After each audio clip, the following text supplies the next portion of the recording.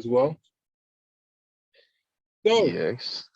welcome everyone. You are listening to the Pan-African Traders Podcast, and we are doing this podcast on the Agriculture in Africa Club on Clubhouse as well. And I hope you guys are going to get as much value out of this conversation as I am. I'm really looking forward to this one. One, I'm really interested in the cocoa value chain. Two, I'm interested in intra-Africa trade. So these are two intertwined topics that I'm really excited to talk about. And today's guest is Bila. And what I'll do is I'll leave Bila to actually do his own introduction. So Bila, please introduce yourself. Tell us about who you are and what you do. Thank you. Yeah. I hope I'm connected. Sorry for the little delay. But then my name is Livinus Anekwe. I'm a businessman and a manufacturer, agro-processing, entrepreneur. So basically what we do is to add value to the farm produce by the local farmer here in Nigeria. And we've been in this business for the past, 3 years now. And we've also been into intra-African trade. And before the AFCFTA, came up with a modality for the trade. We've been, engaged in several trade between one African state to another African state. So that's basically what we do for now. So thank you. I believe I can stop here. Then if there are further, introductions, I can take it up from there. Thank you, Marlon. Thank you. That was a nice and brief introduction. So I like what you said there. You were involved in intra-Africa trade before this African continental free trade area, really was taken off and everyone's talking about it. So can you tell me a bit about, how you got into intra-Africa trade and trading within Africa, and how difficult or easy was it back then? Can you talk about that? Yeah, basically I've came into the intra-African trade courtesy of a business partner who introduced me to Fox between Nigeria to Ghana, and that was in 2016. And basically what we were trading then was household items from from Nigeria to Ghana. And so we did that for about 1 year. And we also moved into the trade between Nigeria to Senegal, Gambia, Tanzania to Nigeria, and then from Nigeria to Angola. And basically we've been trading for the past 4 years in these few African states. And I can tell you, there are enormous challenges, but then the opportunities in Africa, it's one thing that you cannot comprehend.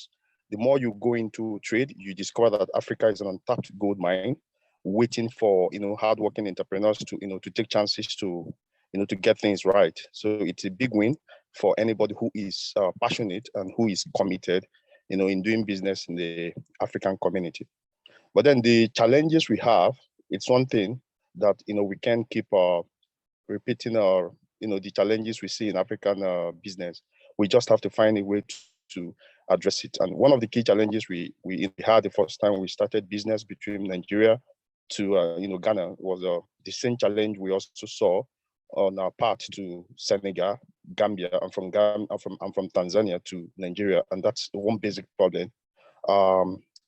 Three things one of them is cross-border payments challenges. Second one is custom restriction between one African state to another, and the biggest of all the challenges is logistics. And these three challenges are actually very big, gold mine for those who are willing to put in effort there. So that's it for now.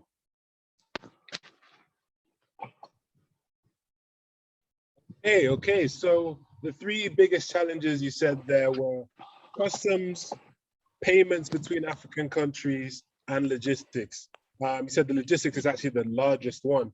So I guess we Yeah. can start with the largest first, because I actually like talking about the challenges, because with the challenges, there's opportunities to solve these problems. And when you solve these problems, you're creating businesses and solutions, and you're creating jobs. So I don't like to shy away from challenges, because every entrepreneur should see a challenge as an opportunity to make a change and make some money as well. So I'd like to first of all talk about the logistics issue that you mentioned there. So what's the actual difficulty with logistics? Is it that we don't have, certain routes, or certain, it's not easy to move things between certain countries? What's the specific logistics issues that you came across?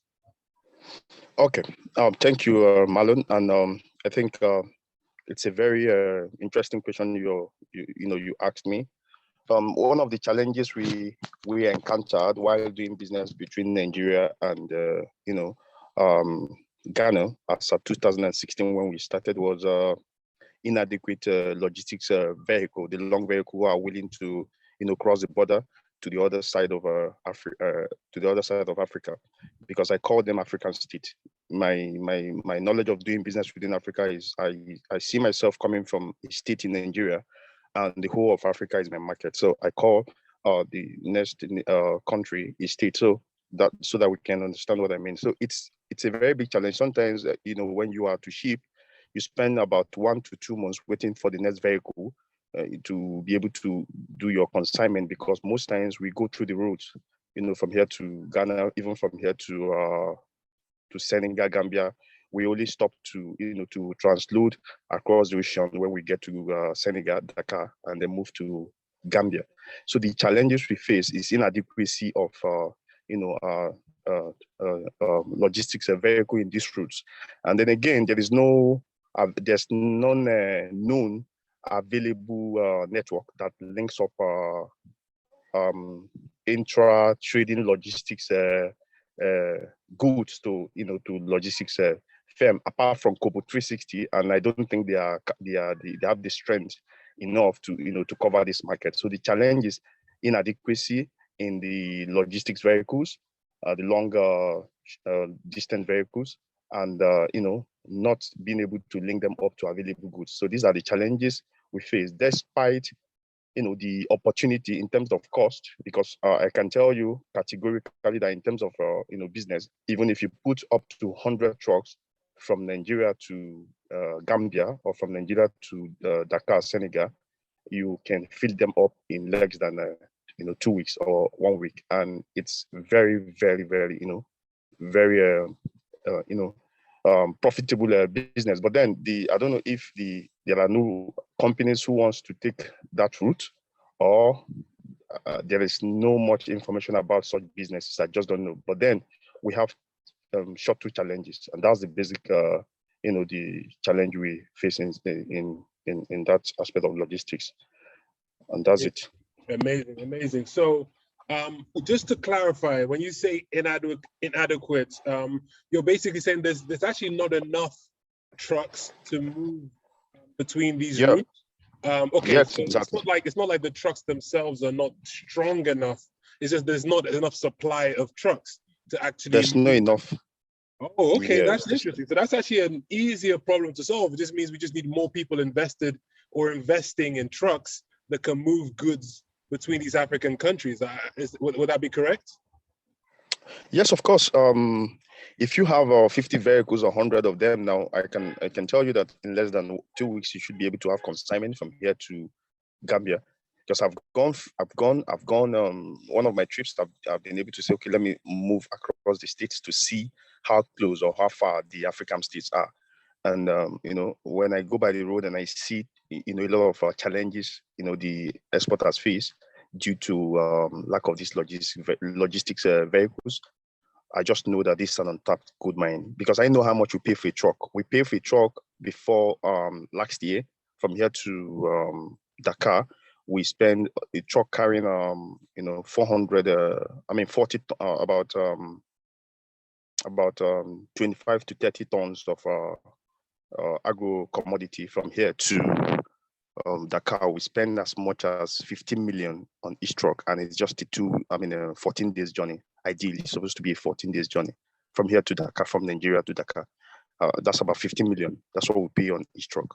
So you can see the opportunities there. So you can imagine having 10, 20 of them. And before you could get a vehicle that can convey your consignment, sometimes it lasts up to 1 month, because the one that I've sent out, the one on the way have to return to pick the goods that are on ground. So most times you don't even see vehicles to convey your consignments. Did you just say, wait, you just said, are you talking about 14 million to move it from Nigeria to Senegal and back, or are you saying from Nigeria to Senegal? Yeah, from Nigeria to Senegal, and then they come with a lot of items like fish meals and the rest back from Senegal to Nigeria. Just to move, we spend close to 15 million. But you're talking about the 15 million is just from Nigeria to Senegal, right? Just from Nigeria to Senegal. Oh, then wow. when you get to Senegal, you cross the ocean to Gambia. So the truck get into the ship, and then they cross it over to Gambia, and that's Gambia for you. So all of these places are, I don't think there are no enough vehicles in this axis. So these are the challenges we have. This is really interesting, because I'm just trying to calculate with the Naira as it is right now. I just want to see how much roughly. So 14 days. Okay, so basically you're telling me that it costs about $27,000 to move some goods from Nigeria to Senegal. Yeah. So you think people can make $27,000 in 14 days? Yeah, that's what it costs. That's what it costs to move goods from Nigeria. Okay. Yes. Okay, I'm gonna be looking into this one. That's for sure. Okay. Yeah. That is interesting. That is very, very interesting. So that's the logistics, right? The other one that you said is wow, my mind is blown, so I'm a bit frazzled right now. But the other one you said is the customs, right? So what's the particular challenges? This one sounds more like a public sector issue, but can you just explain what the issues are with customs moving goods between African countries? Yeah, like Melon, thank you. Like I said again, in each of these challenges, I just wish we can do enough for Africa. I'd see opportunities. One thing I know very sure, it's if you ask anyone who is exporting within African state, he will tell you the challenges cost on homes and houses from one African state to another. And if this can be addressed, we will be able to cut down the cost of logistics by 20%. Right, from one African state to another, it's going to be reduced by 20%. One time we were moving the goods before the Burkina Faso election last year, that was in 2020, if I'm correct. Burkina Faso had election, we had to go, when we get to Benin Republic here now, the customs stopped us and they asked us to bring down the whole goods down. Despite we're not porting at the Benin Republic, we're porting at Dakar, and the next stop would be, Gambia. So one would expect that if there are, a swift communication system that enable the African states to, get signals at the custom home to be able to free these goods while we maintain a swift journey, it would have abated us the time spent which is about nearly 3 days on stoppage at the Benin, border, trying to do clearance that they were not necessary, even though we're not stopping there. So the custom between the African states keep giving hurdles, keep giving the challenges. They want to keep you for 3-4 days. If you're not going to do the right thing as an African, they could keep you and ask you to offload everything. They want to do a thorough check on all of it. And some of these things are perishable, and they do not need you to spend a lot of time on the road. So all of these things has to be addressed. For instance, we need to move from Nigeria, and our next stop should be at Senegal. So the customs within these countries, Mali, Burkina, and the rest of them, should be able to get signal from Nigeria here or from the AFCFT office that no, this cargo is coming in and it's not porting. As long as it's not stopping at your country, you don't need to to ask them to offload or do whatever. So without these necessary informations or this digital, network that enables communications, the problem keep piling up. So if there would be a way of sorting these challenges out, we would have been able to decrease the logistics challenge by 20%. So custom need not to stop goods that are not stopping at their country. They need to let it go until it gets to the country that is porting, and that's where the final check has to be done. So these are the challenges that we see in this route. But despite that, it's still very wonderful. Thank you.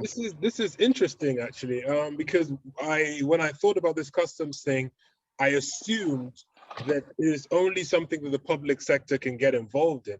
But to be honest, it sounds like it's a problem of digitization, right? So the Nigerian, let's say, transport authorities are not digitized and not connected digitally with the Senegalese transport authorities or customs authorities, and they're not connecting digitally, and so it's actually difficult for them to communicate, and thus which creates problems, which means that basically what I'm trying to say is that the private sector also still can participate, because sometimes it's the private sector players that can build the technologies for these public owned institutions. So again, it sounds like these are opportunities that anyone can take advantage of. It's not just you have to, the governments of these African countries. It can actually be the private sector. Is that correct?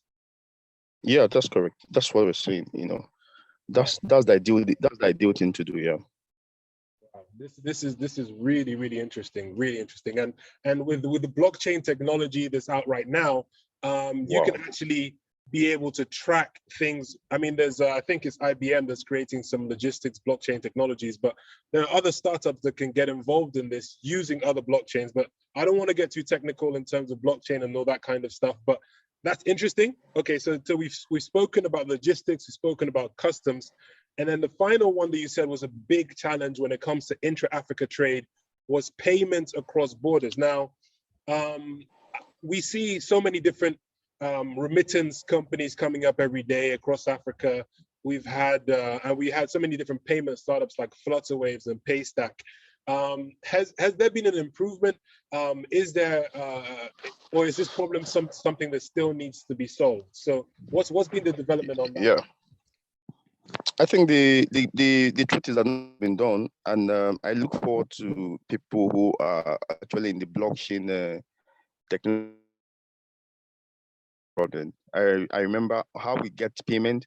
There's EcoBank for instance, there's EcoBank in Senegal, and one time I had a consignment that got into Senegal, and I was paid. So I needed to pay in the money and get it in Nigeria. And I went to EcoBank. EcoBank said no, it's not possible. So how do we get money, which is very risky? Imagine you being paid about millions of CFA, and you have to put in the money into someone's account in Nigeria, and possibly who you don't know. He's just you have to carry the whole money to wherever you're staying, which is risky at first because they pay you, in CFA, and then you get to take the money to your place and all of it. So you get to find a Nigerian who does the business. The person will take about 24 hours. You give him the whole of the money. You give him the whole of the money and trust that he's going to get your money, credited. And you give him 24 hours. He will not credit your own Nigerian account from Dakar. There he has a the app there. He cannot credit your account here in Nigeria. So for instance, if he moves with your money, that's it. The money is gone, and that's the end of the whole story. So the banks there, they are not willing to credit us there. And I was thinking if it's possible to be able to use a blockchain or crypto to be able to get, you get your payment here immediately and you go your way. But I can tell you, this is how we've been doing business from here to Gambia, Senegal. We just have to trust on someone and give him the whole of the money, and then hoping that he's going to credit your account here in Nigeria. That's how we've been operating, and it's a very big challenge. It's a very big challenge. But sometimes they use the exchange. The exchange rate benefits them a lot, and if you get to a new country and you don't understand the exchange rate, they can give you exchange rate that doesn't befit that exchange rate, and the whole of the money goes for them. Because I've had the experience one time, my first time, I had experience in Dakar. I had the same experience again in in Gambia. So it's an opportunity for those who can build on this space, but then we've not been able to sort this problem out. So the cross-border payment system is a challenge, and the cross-border, another one again, is the cross-border insurance company. There is no, look, there are a lot of opportunity in intra-African trade. I can tell you, there is no company doing cross-border insurance in the whole of Africa. I don't think. We checked for it when we were shipping from Tanzania to Nigeria, and we did again when we're moving from here to Senegal. We couldn't see any company who is willing to to do the cross-border insurance thing. So these are the challenges we see as opportunity. Thank you. Oh, wow. This is mind blowing. This is mind blowing because these are problems that I can literally see the solutions to, and I just find it crazy that is not being solved. And we've got so many bright minds across Africa, so many young people that are in tech or in blockchain or in crypto, but all they're doing is just trading Bitcoin and all these kind of things. But they can implement their knowledge to build technologies that can help improve trade within Africa. The trucking one, that one you might need a bit more capital to invest in a truck moving goods across Africa. So that one is quite capital intensive, fair enough. But when we're talking about building a Pan-African cryptocurrency that enables trade and that's tracked and is trustworthy, that's a moneymaker right there. If someone can create a crypto that is for the Pan-African or intra-Africa trade, that's cheap, that's fast, and that's trustworthy, that it sounds like it's a moneymaker right there. So this is super interesting, and I think we're definitely gonna have to have a part two because there's so much I want to ask you. But because the title is actually intra-Africa trade and the cocoa value chain, I want to talk about the cocoa now, right? So can you tell me a bit about your experience? How you got into cocoa. How the journey was, what you're doing, where you're at right now. Can you just tell us about your experience in the cocoa value chain? Yeah, we've been into will I say agro distribution here in Africa, and we've been to several African states, and we have discovered that despite you want to sell commodities to these African states, we've discovered that about 70% of our, the market is flooded by foreign goods. And these foreign goods are still the derivatives of the African commodities. So it baffles us why we have to, some group of Chinese have to come to a place like Kano, refine, get the groundnut oil, process them to a 50% capacity, and then send the same groundnut oil half refined to China, purify it in China, and still return it back to Nigeria and other African states. And these are the kind of things we see across the African state. And we sometimes begin to ask ourselves if we are normal, if we in the system are normal, or something is actually wrong with us. So that actually drove my interest to go into agro processing. And starting with cocoa, we chose cocoa because I must confess to you that we are deliberate when it comes to EFCFTA, because I am very passionate about creating a commodity that it's evenly accepted and has a diverse usage within the African states. So we look at it and we have a lot of these things, and we now said, fine, if we're going to make a change we want in Africa, we have to start developing what the world consumes. That Africa can feed the world. Yes, that's correct. But Africa cannot feed the world if Africans keep consuming the cassava as gari and apple, rather than converting the cassava to sorbitol and to starch and ethanol. Africa cannot keep eating all its egg, from while we can still take this egg from one value chain to another, and it becomes mayonnaise, because that's what the world consumes. The world consumes mayonnaise, the world takes sorbitol, the world takes starch, the world takes ethanol. So this thing is in reflection of an African society. So that actually drive our interest in adding real value, not just adding value, but adding value that can create a decent job in the African society. So that's why we decide to start with cocoa. And what we are doing so far is working with the rural farmer somewhere in Ondo, collecting this cocoa, and also, trying as much as we can to create, a back interest to their community by finding a way of, bringing these farmers together, give them a little bit of, pricing different from what they get conventionally when they sell to other, to other bodies. And then we also look forward that while we grow in this value chain, we will be able to ploy back to the society there by giving them an adequate education with fine, so they can, they can be able to, or they will be able to, to get the, to get into the, the out of their, their standard of living. So that's what drove our interest to build upon the cocoa value chain. So basically, what we're doing in cocoa value chain is adding value to the product, and not just value that is acceptable anywhere in Africa. For instance, we are creating a, the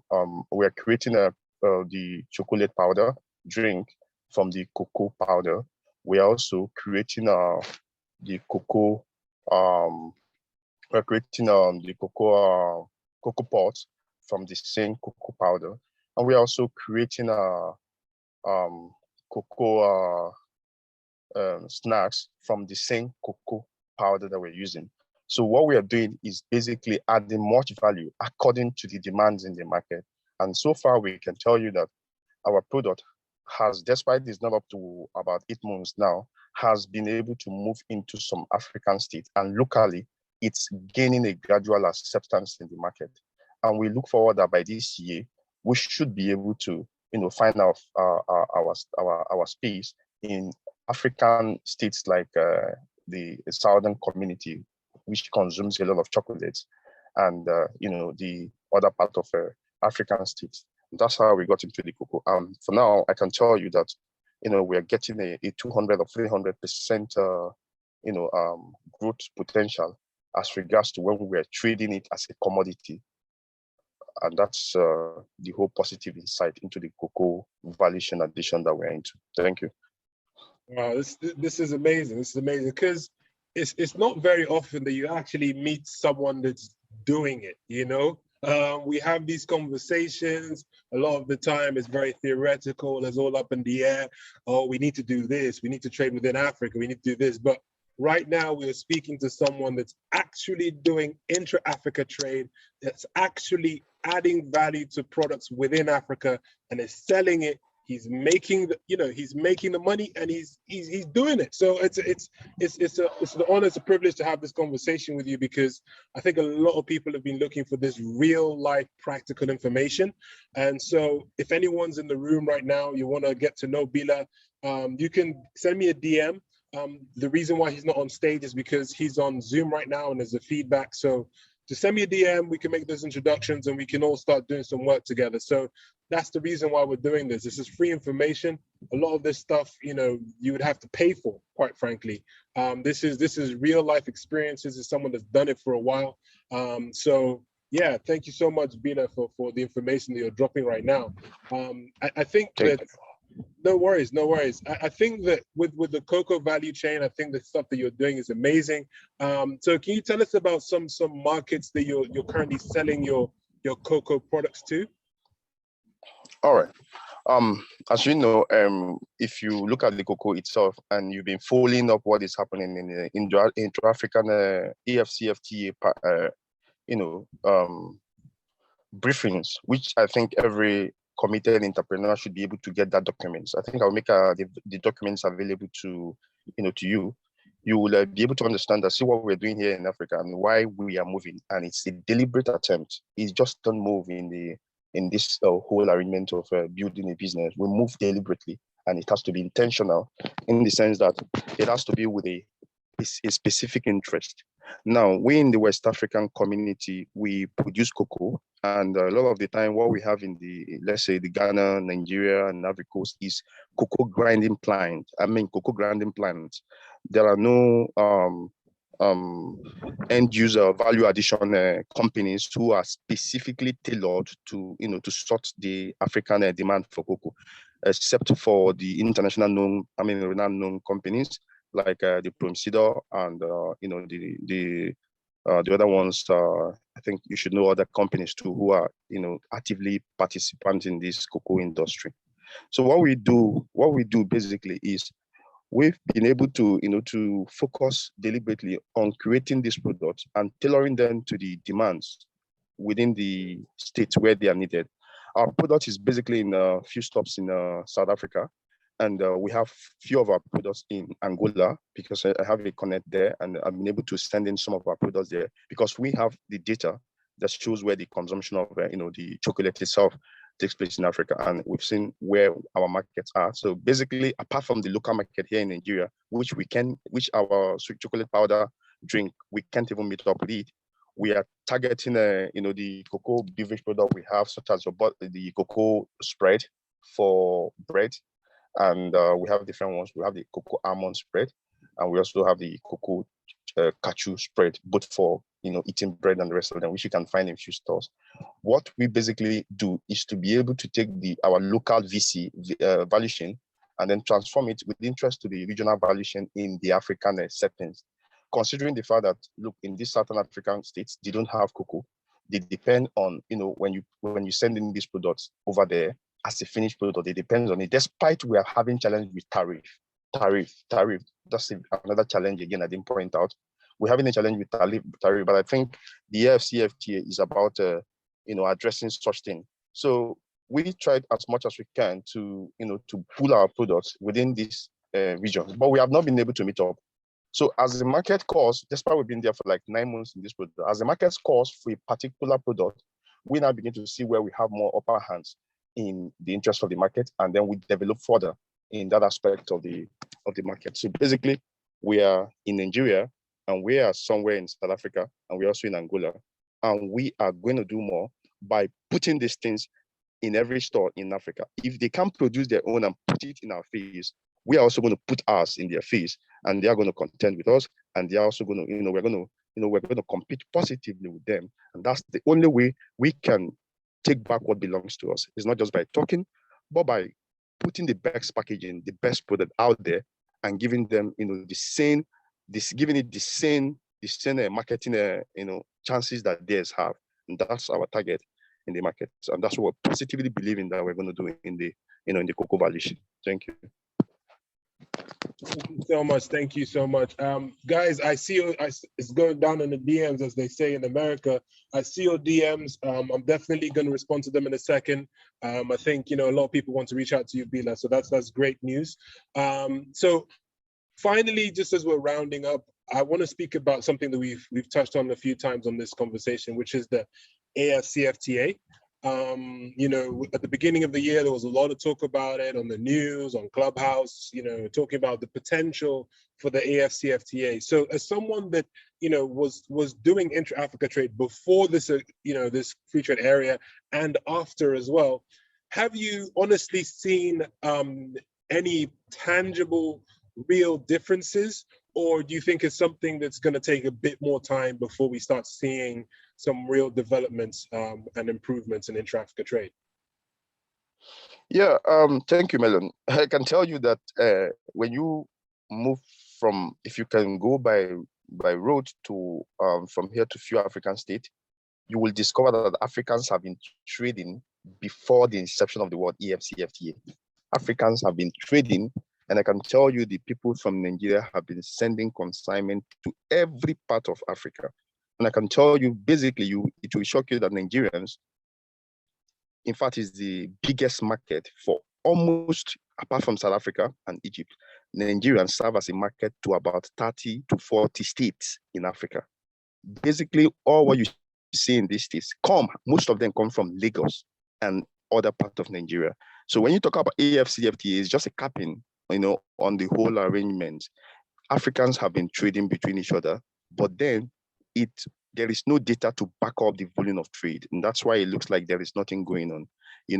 These are the challenges we have. And then basically, when you look at the challenges that this AFCFTA is facing now, due to the fact that the data are not on ground to be able to make proper arrangements, you will discover that if it has to go through the process that is currently going through now, it will take a longer time for things to be done.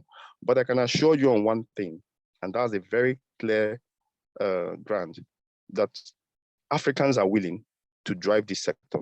And I can tell you that this is real, because if this is going to happen, it's only the smart entrepreneurs who are able to, to get along as fast as they can, that will win big in the intra-African trade, arrangement, because it has to do with 100% goods produced here in Africa. And we are very much concerned about rules of origin. So there's no way you can bring anything from any part of the world and, you expect it to, to be sold or to be given a relief in tariff between the African states. Because the essence of AfCFTA is to lift Africans out of poverty. I wish I can put out the statistic data that shows, the current situation of Africans, and as compared to South Asia, you would discover that, we need this EFCF to start working now, because what it basically stands for is being able to create, decent job from beginning to end, from all aspects of the whole value system. For instance, we want to be able to assemble cars in Nigeria. Both from the tires should be made in Africa. The tires, the leather for the seat should be able to be produced here in Africa. The engines should be able to be produced here in Africa, and everything should be able to be assembled here in Africa. We don't want anybody to come over there and do them for us. This reason will generate what we call, we'll be able to create what we call, sustainable and decent jobs. Africans don't want to move from a stage where where we have to depend on, creating products that basically going to enrich others and then become poor. No, they want to be able to lift the farmers who are able to produce this hide and skin. And then we also want to lift out people who are merchants within this value chain. We also want to lift out people who are working decently in the factories, that produces these fabrics or these leathers that are used in coupling the car seat in these vehicles. This is basically what the AfCFTA it's all about. And we will be able to do this, whatever your strength is within your regional value chain, couple it, put it together, and then whatever our weakness is over there, we will pick up your strength here and use it to reconcile our weakness over there. For instance, in the Western Africa, we have much of cocoa. In South Africa, there are a lot of companies there who are willing to give it a final touch to make it a world brand product. What we are saying is that we are going to give you the raw materials of cocoa, and then you're going to get it from us, and then we are going to move it over to your companies there, and you give it the final touches that will be acceptable to the world. And then when you create this product, it's going to create jobs for people over there and people here. We sell within the continent and also ship it outside the continent. That's what EFCFTA is talking about. We don't want to be able to take the cocoa to Europe and then package it and bring it back. No, we want to know what you can do over where you are in your country, and then how we can shift it over to you within the South African state. And then, you get it done while we get the whole 100% benefit. So the AfCFTA, it's one thing we should be working for it to work. We have to make it work. With the young entrepreneurs, we just have to make it work, because without it, I don't think Africa have a chance of lifting itself out of poverty. So thank you. Fantastic. That's a fantastic summary. And someone asked a question about what I was talking about when I mentioned $27,000. But before I say that, we're talking right now on the Agriculture in Africa Club. So please follow the club, and we'll be having many more amazing discussions like this. But just to refresh what I said earlier, Bila was talking about moving goods from Nigeria to Senegal. So what Bila said was, it takes about 14 days to complete this journey. And it was, I think it was 25 to 30 tons he was moving in a classic truck. And he paid 15 million naira, which is in today's terms, the equivalent of $27,000 to move the goods from Nigeria to Senegal. So I think that's good numbers. I mean, $27,000 in 14 days. I'll take that. I'll take that deal any day. So that's amazing. That's amazing. And it just goes to show that sometimes the solutions that we need are not that complicated. In Africa, I think, more trucks, more tractors for the farmers, just more of them. It's not like, yes, we've spoken about blockchain and cryptocurrency and all these fancy, technologies, but sometimes you just need trucks. You know, even in Yeah. the US, people are making a lot of money from trucking. So imagine in a completely virgin market in West Africa, how much wider the opportunity is. Like even now, people can't even keep up with the demand for trucks in the US. So imagine in Africa, imagine in West Africa.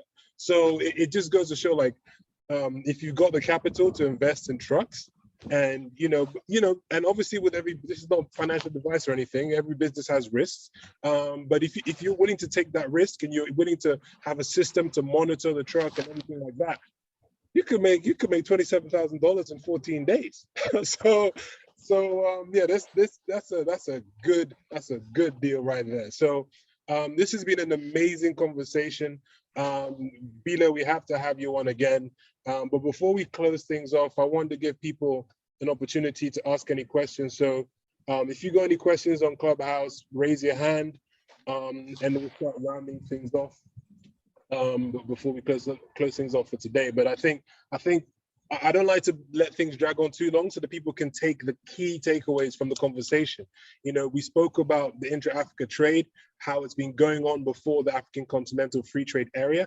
We spoke about the three biggest challenges, which also equal opportunities in Africa when it comes to intra-Africa trade. The biggest one you said was the logistics, which I just covered. Another was the customs, and the third one was intra-Africa payments or global payments. So, we spoke about how, if someone actually invested or created a cryptocurrency for intra-Africa trade, that's a moneymaker right there. And obviously, in Nigeria, they're trying to restrict, they've done some stuff to restrict cryptocurrencies, but there's still peer-to-peer trading and other ways that people use these cryptocurrency platforms. So the opportunities are endless, and it's good to have these conversations because then people actually know what the opportunities are, and so, yeah, so if anyone has any questions, please feel free to raise your hands. I'm in Nigeria right now, so I might have a bit of delay on my phone. Otherwise, we'll start rounding things off. It looks like there's no questions right now. So, Bila, I guess, okay. Lamine wants to ask a question. So we'll just wait for him to come on stage. Lamine, sorry, how do you say your name, please?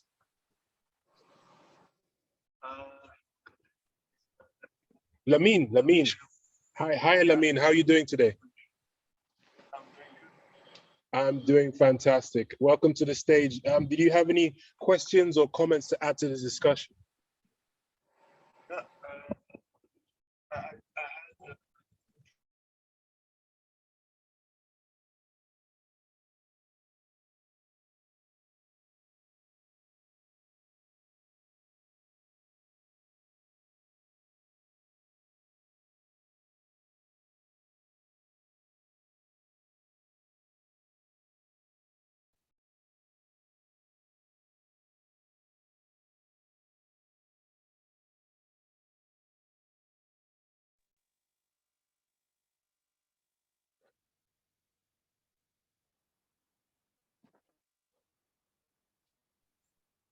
Okay. Sorry, Bila, I might have muted myself there, but Lamine was asking, with regards to the logistics thing, are there any safety issues, any sort of inputs? Do you have any feedback on that? I know that you're not doing a logistics business, but any feedback would be helpful to share with people in the room.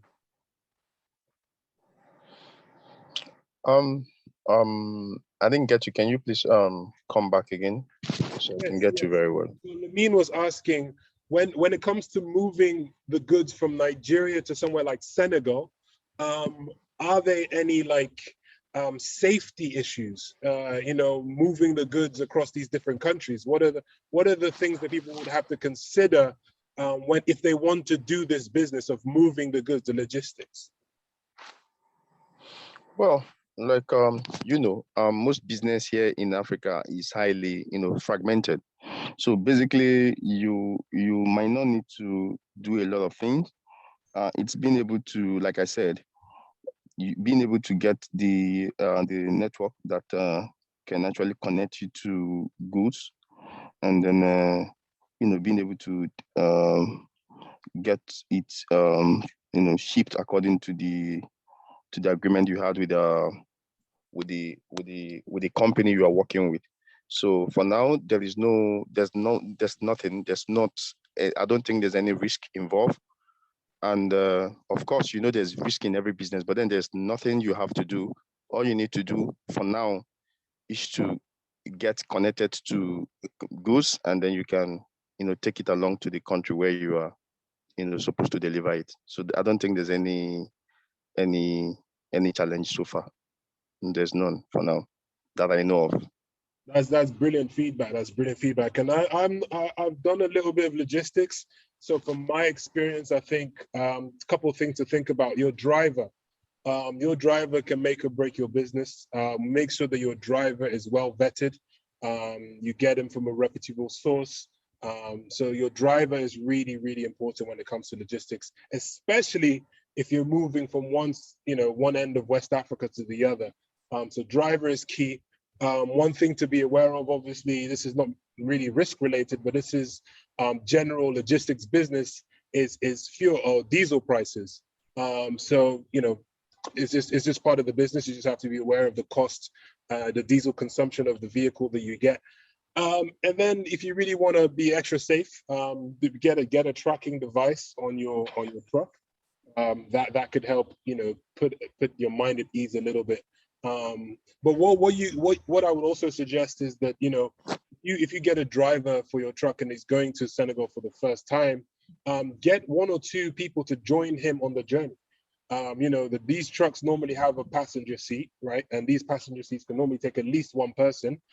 So send another one of your staff to go with the truck driver, especially if they've not done that route before. So send someone to go with them, so that if they have some issues with, the police or, in different countries or customs, and, they've got an extra hand. Your driver's not just left stranded in the middle of West Africa, So those are the things I would say. Get a great driver and have someone go with a driver that you trust as well.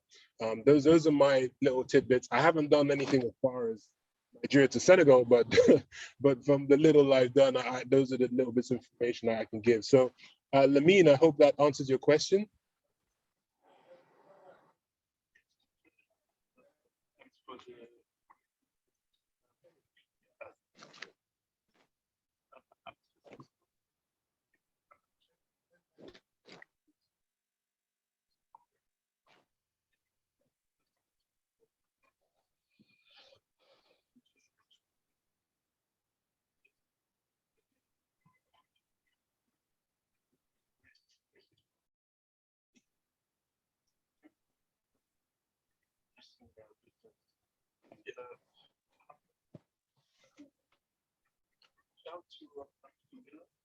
Yeah, so what I'll do is, if you want to reach out to Bila, just send me a DM, and then I'll connect you with Bila. So I wanted to bring him on stage, but because he's on Zoom, and if we had him on Clubhouse as well, it would have given some feedback. Well, I've tried it before and it gave feedback. So just send me a DM if you're interested in meeting Bila or connecting with him online, and I'll make that connection.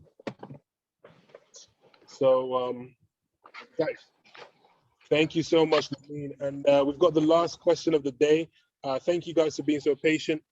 Shay, do you have a question or comment?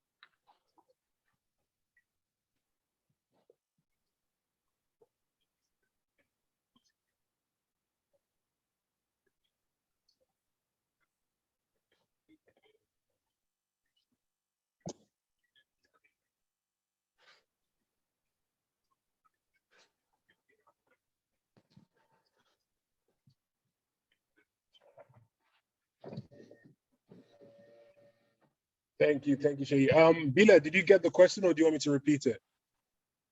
Yeah, I didn't get the question, so you can repeat it. Thank you. Yeah, so Shay was basically asking, with regards to your cocoa processing business, what was that process like? He mentioned stuff like electricity issues we have in the country, transportation issues, and then also he wanted to know about, what did you import the equipment that you're using from maybe China or something, or are they made in Nigeria? So he just wants to get a top level understanding of setting up that processing business in Nigeria. Yeah. The challenge we have, like everybody know, is power. The erratic power supply, which we try to correct by using the diesel generator, and we're able to get some of our equipment from China. And basically, we're still doing some things with China, because basically, if you're doing top-notch packaging, you have a lot to do with China.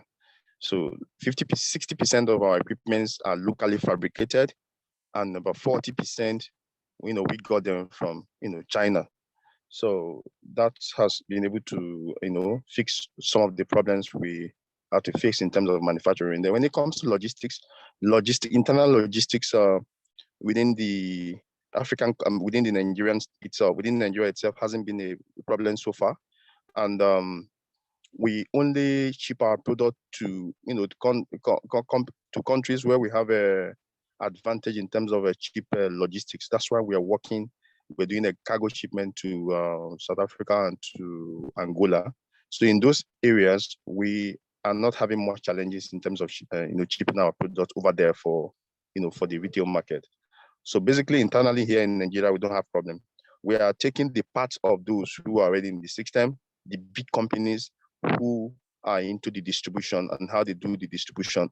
We just key into the distribution network, because if you want to do FMCG here in Africa or in Nigeria, you have to follow the footpath of those who have been in the business. So we just plug into the already existing network and get along. That's how we've been working. We don't do everything. We just do all we can and outsource the rest of them to the to the body that would be useful to our growth. So that's how we've been pushing it so far. I believe I've been able to answer a few of your questions. Fantastic. So yeah, guys, that was a great session. I definitely learned a lot, and because I thought that this trucking thing, to be honest, I didn't even think about it. I didn't even think about trucking within Africa, and I know that the demand must be so high, because like you said, the stuff has been going on informally. It hasn't been there hasn't been a data collection on how much is going within Africa. So I'm sure there's so much demand and just not enough trucks to move these goods around. So that's my biggest takeaway. So I definitely appreciate that information. Someone's gonna try and sneak in a cheeky last question. Sorry, Bila, there's one more person raised their hand. I'm gonna have to turn the hand raising off now, so that we have no more. But yeah, so that we can round up. So Joseph, please, last question, make it quick. Do you have a question or comment?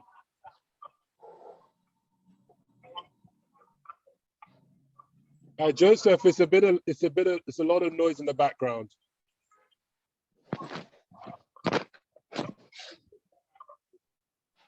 Yeah, can you move away from the noise?